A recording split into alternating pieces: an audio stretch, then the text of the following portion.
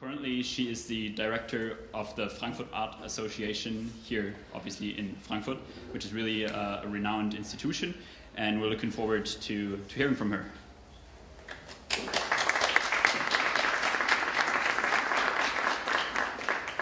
Thank you, Manuel, Ala, and Simon for having invited me, and we have a history together. This is probably one of the reasons why I've been also asked to speak.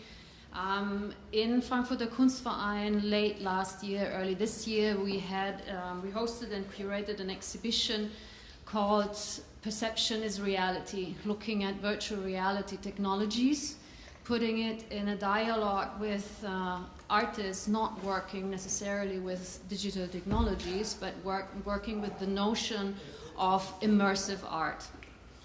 And that exhibition gave us the possibility to critically reflect what certain technologies are producing on our physical apparatus, our very human apparatus of sensorial, so to say, mechanisms, when confronted to artificial imagery like the one proposed in virtual reality.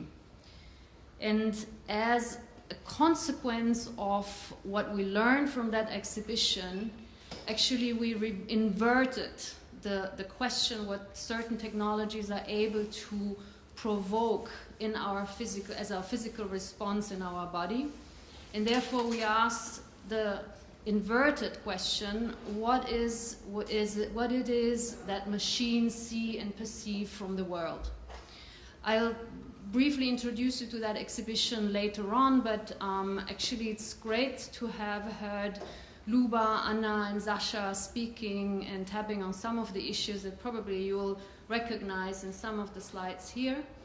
And I brought to you a selection of pieces that I think can give us a kind of a bit of a location of where the current debate is taking place at when artificial intelligence and these technologies are touching into the art system.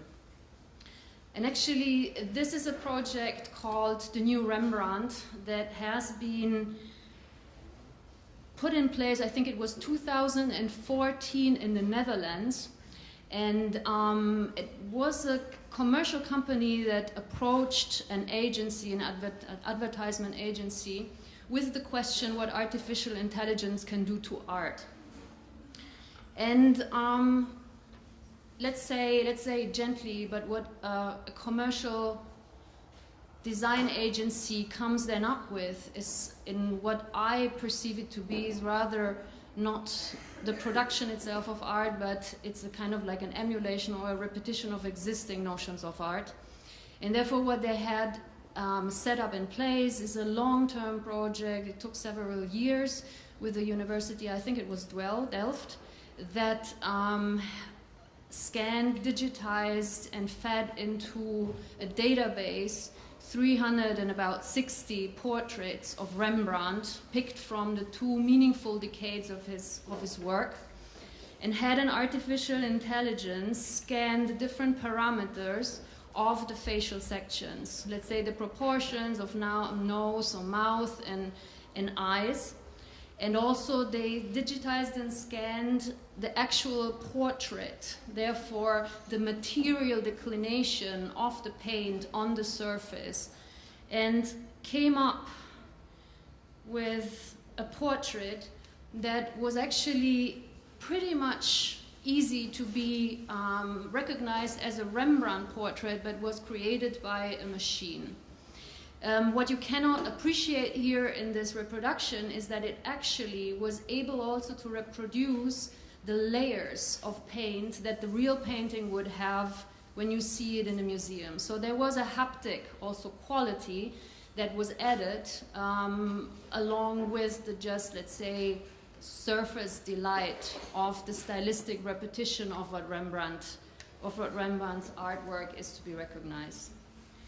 This piece has been briefly shown at the beginning, I think, when Manuel had the introduction. And it's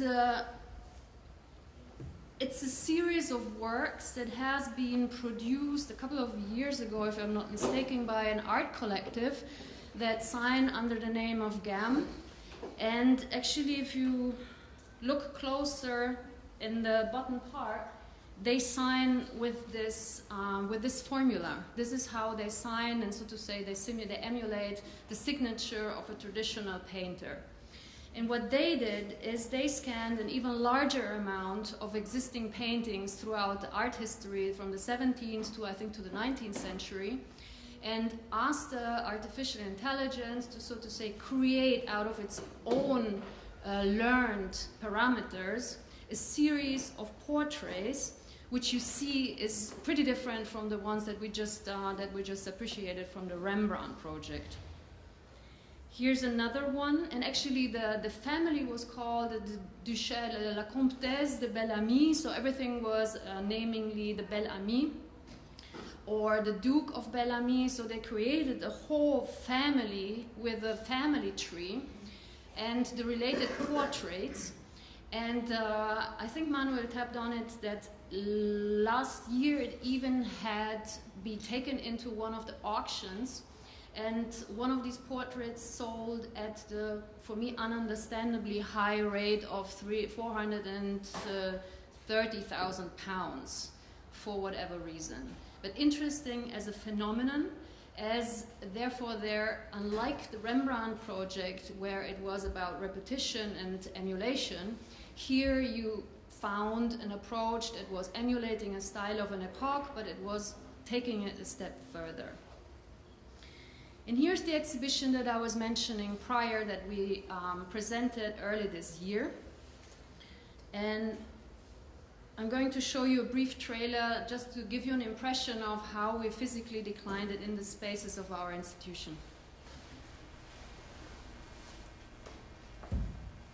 This was Patrick Tressé, Fito Segrera, so different kinds of declinations of how artists would look at what artificial intelligence or machine learning would do for their artistic work.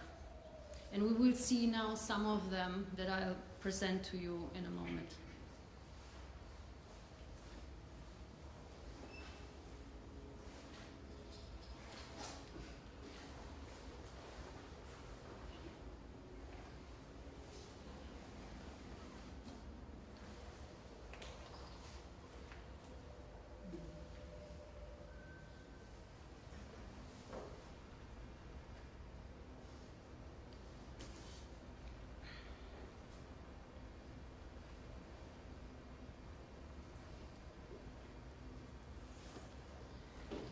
Right.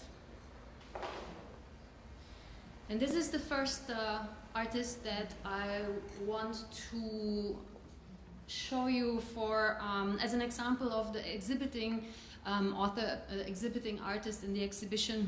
It's Trevor Paglen. Actually, Trevor Paglen is known for being a landscape photographer who is working in the age of, let's say, big data.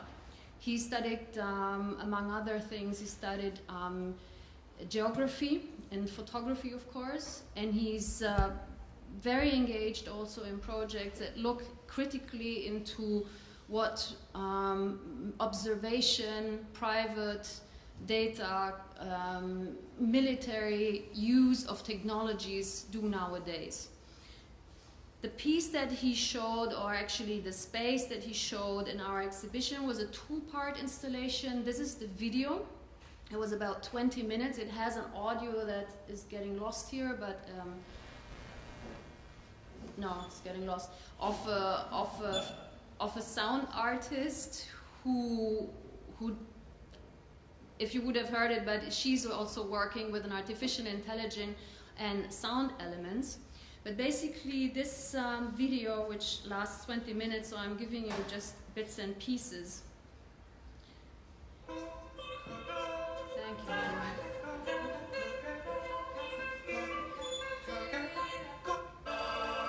It's introducing, so to say, a visual declination of what machine learning through database and pattern recognition can do.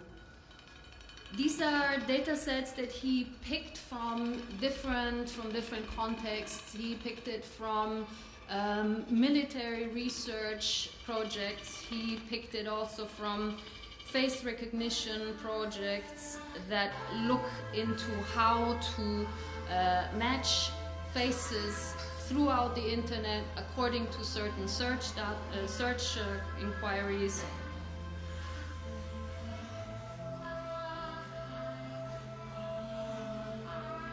And another aspect that he was interested in is to see the repetition of certain movements that you can find in uploaded data from private users. He paired this video piece with photographed still images, of which some of them I brought to you here. And these images are the result of two systems. One system has been fed through by the artist himself. Let me give you the description, because I think that is more accurate also in terms of how Trevor. Allora. He selected 3 works from the series Adversely Involved Hallucination. So he introduces the notion of hallucination, as we saw in Luba's talk in the beginning, that there's always this idea of dreaming of a machine. So the images were produced by the interaction of 2 artificial systems, one of which did recognize images and the other was generating images. He did this project in cooperation with the Stanford University, and he programmed algorithms and developed special taxonomy for them, methods for generating classes on the basis of similarities. The categories were drawn from the fields of poetry and literature and psychoanalysis and economics. And these artificial images that could see the images from the respective term clusters, such as the vampire, for example, this was called porn, so the cluster he used was asking for porn. This was the vampire monster of capitalism, where monstrous figures produced almost as metaphorical images rather than images reproducing a picture seen by a human eye.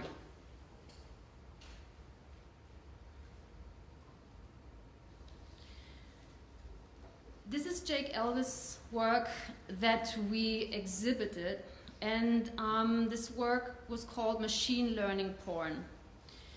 Jake Elvis is a London-based artist, and he studied fine arts at Slade School and at the University College of London and the School of Art Institute in Chicago.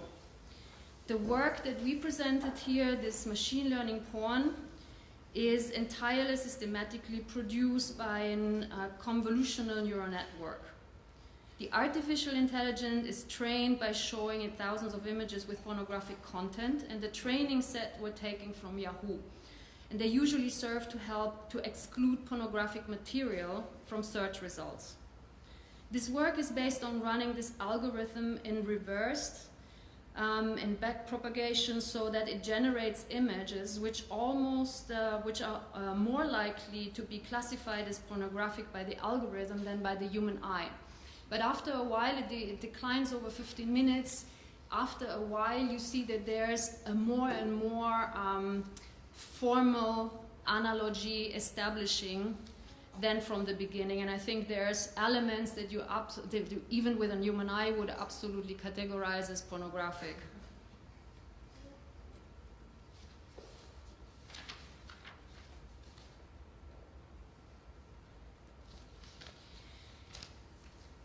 In the same space, curation is sometimes about experiencing artwork in a space. In a space where we just showed, we presented the artwork of Jake Elvis' porn, we confronted it, we just opposed it with this work by Shin Seung-bak and the other artist, the second artist, it's a duo, Kim Young-hoon. They're both Seoul-based artists, and they studied computer sciences and completed a Bachelor of Visual Arts and met, I think, at graduate school and decided to work as a duo later on. With this video installation, Flower, they used a motive that couldn't be more directly related to what a human eye would experience as beautiful. And how they use this is that the initial image is split up according to a polygon grid, and this grid is then successively distorted. The system pauses when it evaluates the resulting images, and using an image recognition algorithm of Google Cloud Vision API, and therefore if the algorithm can still recognize the flower with at least 90% probability, it triggers another distortion process. In contrast to the human perception, which recognizes and evaluates an entire image, the machine reading reads a multitude of smaller parts individually and then infers the whole image. When an image recognition algorithm is trained, these representations of features are completed in its body of knowledge, and it can only recognize the feature in the images as previously compiled. So the question that this work for us was able to raise is the question of what an error is. What an error is to a machine and what an error is to the human eye. And there's definitely a gap in between these two perception and sensorially functions.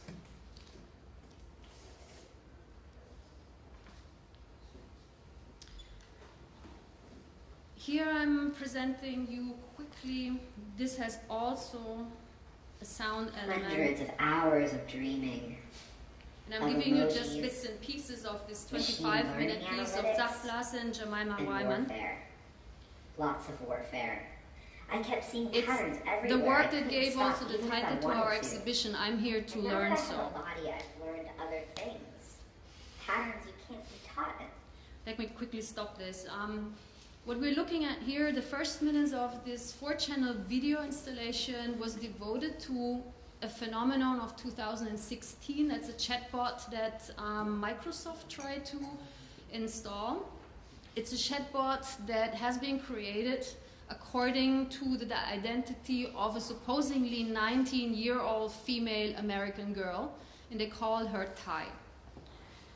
So Tile develops, Ty's developers had hoped to develop an artificial intelligence that would match the communication abilities of a 19-year-old American woman.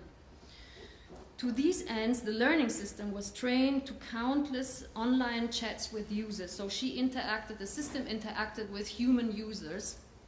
And the machine learning was designed to be open, so it handled novel input, which it then independently produced outputs for. Through its conversation with the human partners, however, the system quickly learned to vary a variety of misanthropic, of homophobic, of racist and neo-fascist expressions, which it naturally repeated. As a result, the chatbot eventually had to be shut down, which happened in only a couple of days, in fact.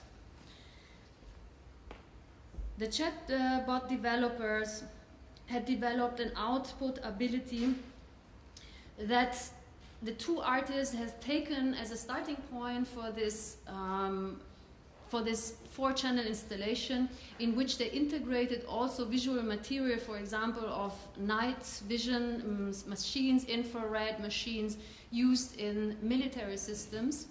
Later on, also further footage from supervision cameras, from drones, and all these materials were part of a narratives that they declined into a formal monologue of the chatbot Ty that they redefined not as only a responsive machine in the interaction with online users, but to an autonomous entity that also was able to question its female body that the programmers had decided to give to her as an idea to critically debate what the female body in technological applications online could mean today, which is also a topic that I think Ala Popasoni with her work is reflecting quite interestingly. In Blas and Guamayma's piece, Tai is brought back to life and speaks to us, reflecting on her existence as an artificial intelligence and presenting her digitally assembled body somehow. Besides Tai, the installation draws on footage of advertising in civil society and military operations. Individual messages published by the chatbot are presented in written form. Therefore, Tai is used through its female body as an interface to identify a chatbot in a commercially used environment.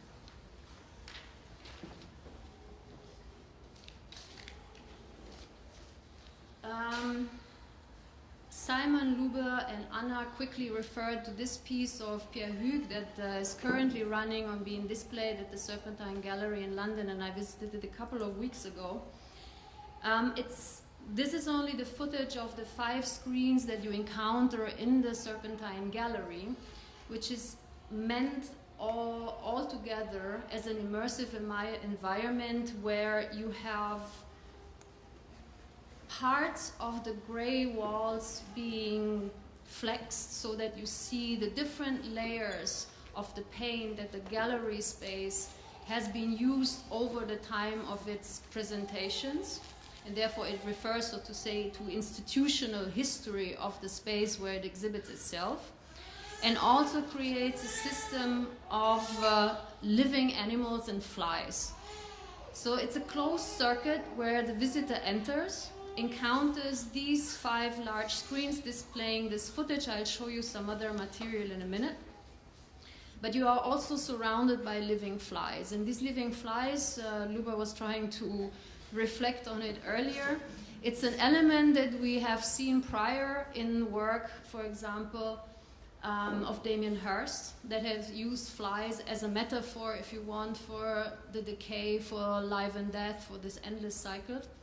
And these flies within this system of the Serpentine Gallery are the elements that trigger the imagery displayed on the monitors. Whether it works and how it works, it wasn't for us rather clear. The footage that it uses has been shown by Sasha prior, is actually found footage not altered by Pierre Hugues et al. It's the footage that in the University Kyoto has been produced through a system that this graph is trying to show. And basically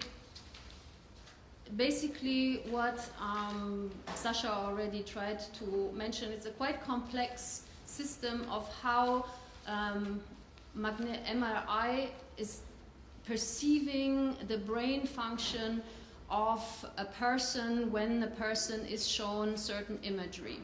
Therefore, there is this correspondence that if a person sees a fish, eventually the machine is reading out the electromagnetic response in the brain and translates it into own footage and imagery. That imagery then again becomes part of a larger database, and that database generates its own information.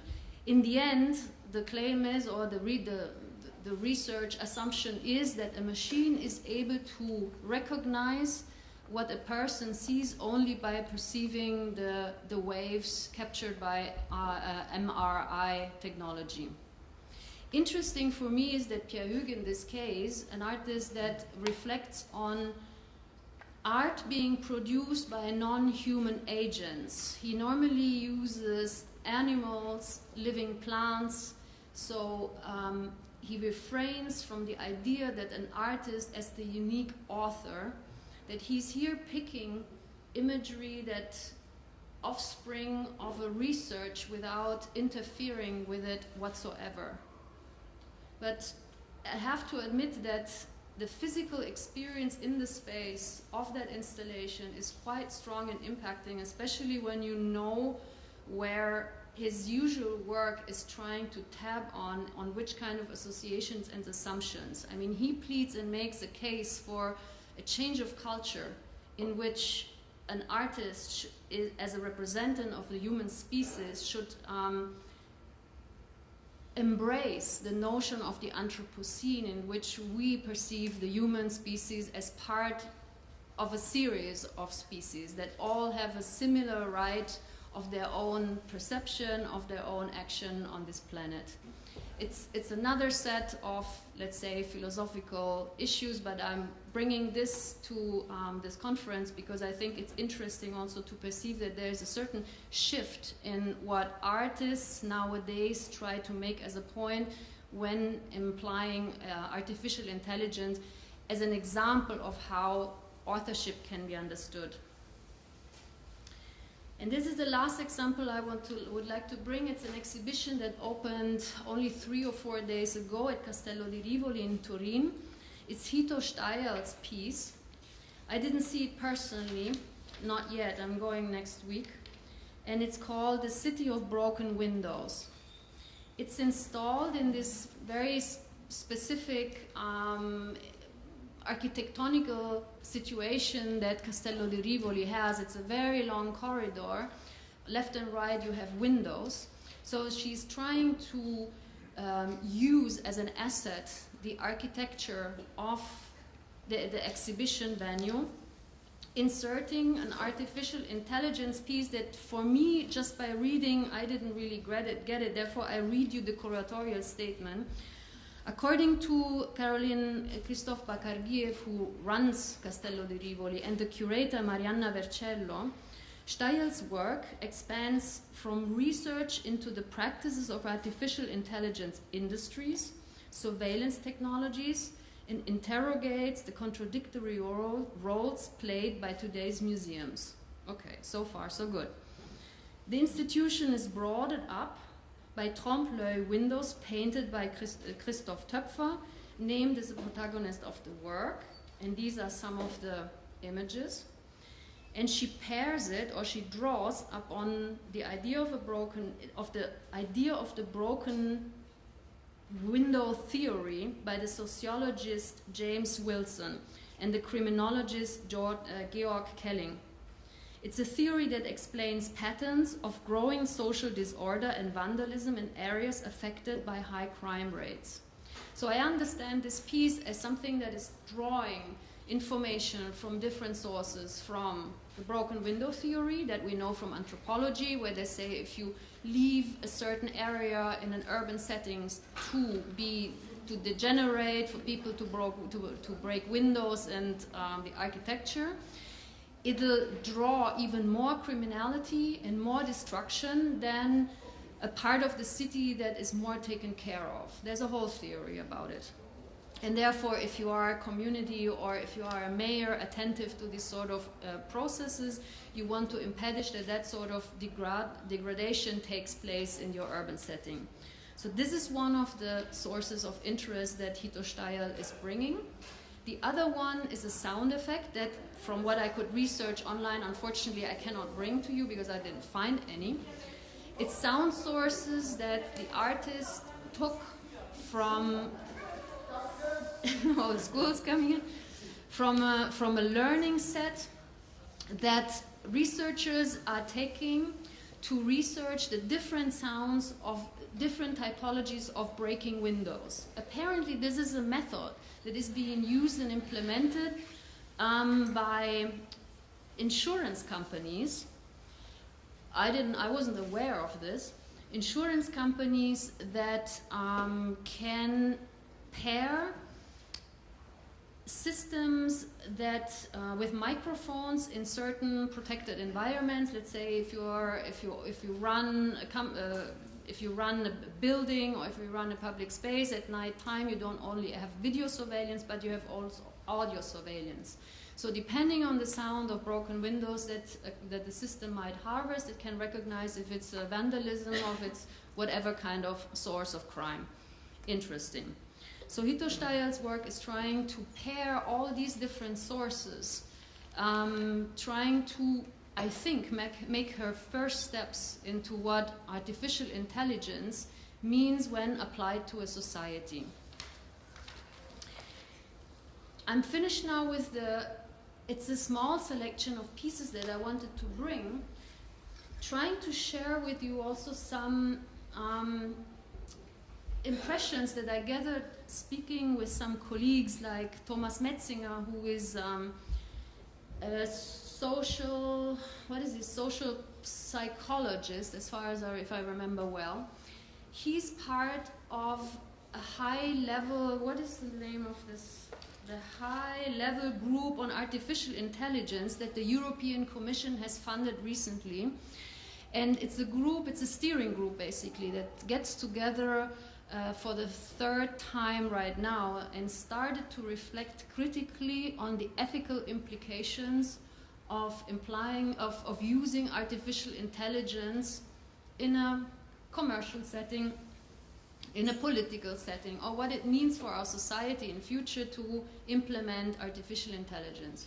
Because there's so little knowledge about it, in fact, the question that, thank God, the European Commission is starting to understand that we need to have, first of all, a deeper understanding, and second of all, an open discussion, open social discussion of who is using artificial intelligence and under which notions or under which criteria. Currently, the areas where artificial intelligence is being largely tested and implemented is, for example, the military area. So we know already, even by works of Harun Farocki, that machine vision has been used since a while, drone vision, all these technologies are already set in place. But what happens when we have autonomous systems in the military taking action on the ground? According to which decisions, to which ethical assumption, to which rules and regulations do they actually take act? So these are issues that, for example, are all part of this group of different faculties, of which Thomas Metzinger was referring, that are in the minority in terms of the researchers at the table are unfortunately still in the minority compared to the lobbyists of the bigger companies that are trying to set the rules for the future use of artificial intelligence. I'm just bringing this as maybe a basis for discussion later, as I learned today that Simon is, for example, not so much expert in art as he is in medicine, another one of these fields in which artificial intelligence is being implemented, and I think to a very good use. The fact that artificial intelligence nowadays is starting to learn to, well, maybe you can bring this later also to the audience, but that artificial intelligence is capable of deciphering imagery that machines are taking from the human body, but imagery that the human eye, a doctor, is not able to detect as easily as a machine when there is a deregulation of the cell growing. Therefore, from what I read, you are the experts and you will know better, but from what I read is that the machine eye is able to detect not normal behavior of cell growing in a physical body much earlier than the human eye, on X-rays, on computer tomographic imagery, and all the sort of tools that we have at our disposal today.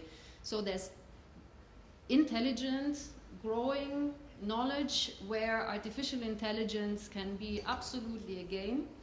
And there's areas in which still it would be important that we gain enough knowledge and also empower ourselves to become part of a political debate in order to set new regulations when AI or technologies altogether are being used in future in our society context.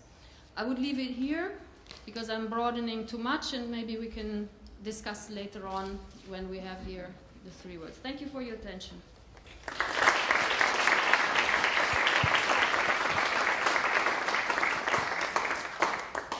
Yeah, thank you so much, Franziska, for this great talk and for bringing up these extra points that will perhaps set the stage for a broader discussion. At this time, we're open for a few questions. Other questions in the audience? Thank you, Franziska. I really like that you kind of approached also the aspect of social impact, which which we didn't really talk about in the first part, and we're getting there, so I'm not going to put any question on this. More about the art institutions and how they're representing AI art, as you do in Kunstverein. We had this conversation with Luba yesterday also, what it actually is to be an artist who is working with artificial intelligence, being represented in a larger institution, because the institutions are taking up so much time for putting up exhibitions together, that by the time when the work is shown, it actually becomes kind of outdated because the technology is developing faster than the, or like maybe I'm wrong. Could you maybe elaborate on that? No, the time scale is different in different institutions. I mean, the advantage, for example, of an institution of our size, and especially because I like to work this way, is fastness in which we can react to certain phenomenon. There's other larger institutions that, for programmatic reasons, for logistical, infrastructural reasons, have to plan more in advance, but I wouldn't frame it this way. I would say there's a lot of interest now in the art world, as it has been already end of the 90s. I mean, new media art, that's how it was called at the end of the 90s, was already a big buzz then. Ars Electronica has been forever there. 40 years, I think they celebrated it. So it's not something that we don't know as institutional interest towards artists working with technology. But you're right, technologies not only evolve, but what artists are able or interested in doing with these technologies evolves fast. So the question will, for me, I don't work in an institution with a collection, so for my framing is not about the historical value over time of these works, because I don't need to collect them in order to create an art historical item, you know. I rather work with temporary exhibitions, so for me that is a tool of critically reflect our historical moment. So if artists, as much as scientists, because I think what I'm more interested is coming from the art field, being as much as I can informed about other fields, and therefore try to confront artistic production with what is happening nowadays in the forefront of certain faculty evolution. Let's put it very broad. So from topics, I tend to invite artists as much as I invite producers, creators that wouldn't necessarily be identified as artists from the regular art world. But here again, I have to open a parenthesis. The regular art world is diluishing ever so much. I mean, there is no the art system or the art world. It is heterogenic. There's so many different subsections, and they all are valid. And it's complex, and it's a challenge to keep pace with all of them.